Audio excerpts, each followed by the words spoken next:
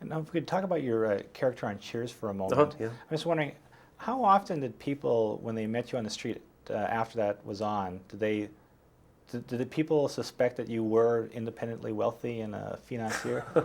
Not the way I dress. No, it's all right. No, I try to be kind of anonymous, when I'm although I'm learning more about that. Being in America, I think you just dress well, perhaps. But certainly when I lived in England, I felt that I was fully explained by my characterizations, my performances, and so I didn't have to be identified off stage. But I realize that in America, people enjoy seeing you and talking to you, and I guess there is a little kind of transference of kind of feeling that I had a lot of money or something, which is nice. Was there any discussion of bringing you back for the final episode of Cheers at all?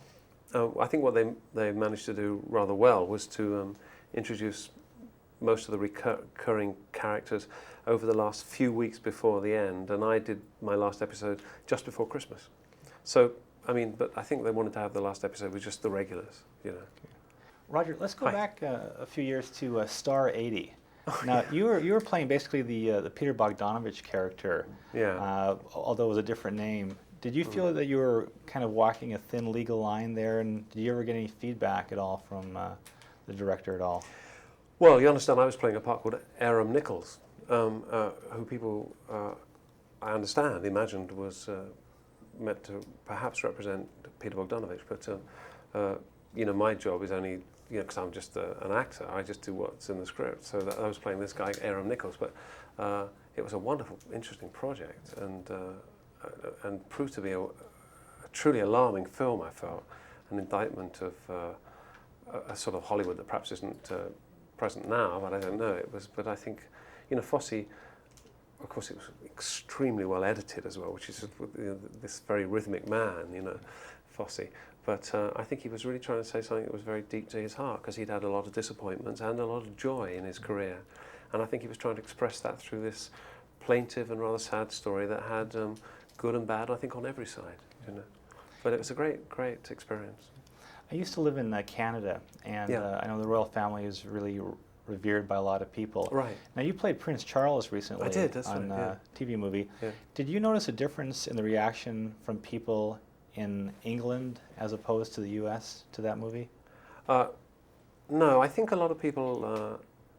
no, I didn't, actually. I think I understand why it was made. It was made, it was a piece of popular entertainment, and a reaction to news stories is very often expressed in this country in miniseries. It seems to be a more popular present thing, and I took that job because I felt that it was a fair piece of fair game. It was okay. I didn't feel because the guy was alive that you shouldn't portray him. I think the script wasn't very, very deep. It wasn't very scathing or anything like that. It was, if anything, rather fond. It certainly was. It misrepresented the story in many cases. It said, I remember it said, Charles and Diana step out of Buckingham Palace and stand on the sidewalk, it said. Well, in England, a sidewalk is a pavement. And when I pointed out to the writer that the nearest sidewalk to Buckingham Palace was 3,000 miles away, she wasn't too pleased. So, as it was only that accurate, I thought it was well worth doing. And I quite liked impersonating him because I feel very, very sad about his predicament. I think he's almost in a Shakespearean almost kind of predicament. He has a real problem.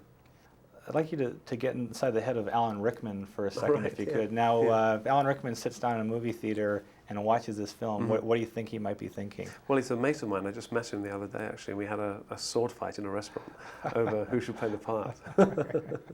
I haven't actually seen his performance yet, but I did see Basil Rathbone. But that was only when I was a schoolboy as well, so I didn't do much research on this. But I understand Alan was great, in that Kevin Costner movie or something.